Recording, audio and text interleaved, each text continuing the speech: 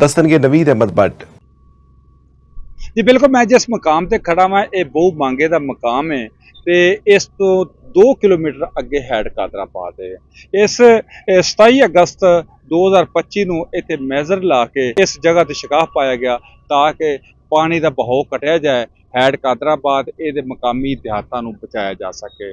ਇਹ ਕੁਝ ਦਿਨ ਤੋਂ ਬਾਅਦ ਜ਼ਿੰਦਗੀ ਨਾਰਮਲ ਹੋਈ, ਪਾਣੀ ਦਾ ਬਹਾਓ ਘਟਿਆ, ਬੁੱਢਾ ਦਰਿਆ ਜਿਹੜਾ ਖੁਸ਼ਕ ਹੋ ਗਿਆ ਤੇ ਹੁਣ ਇਹਦਾ तमीर का मरहला शुरू हो गया है। हैवी मशीनरी लगी है जी इस जगह नूं इस सड़क नूं बना रही है तो मिट्टी लिया के इत्थे पा रही है, लेकिन मकामी लोग जिहड़े ने उन्हां दा मुतालबा ये वे कि इस जगह नूं जिहड़ा ना सड़क ना बनाया जाए बल्कि इत्थे एक ब्रिज बनाया जाए ताकि आउण वाले वक्त दे विच कोई भी नागहानी सूरत हाल बनती है तो उस वक्त उस पुल के स्पैलां नूं इस्तेमाल किया जाए। मेरे नाल मकामी देहाती मौजूद है, उन्हां नाल गल करने आ, ओह की आंदे ने जी। अस्सलाम वालेकुम जी। हुकूमत पाकिस्तान दे अगे साडी रिक्वेस्ट है कि बार बरूद नाल बन तोड़न की वजह ते इत्थे एक पुल बनाया जाए, जदों कोई खतरा महसूस होवे गेट चौक के खराज किया जाए, उस तो बाद फिर बार यानी कि नुकसान करन दी बजाय एक पुल बनाया जाए।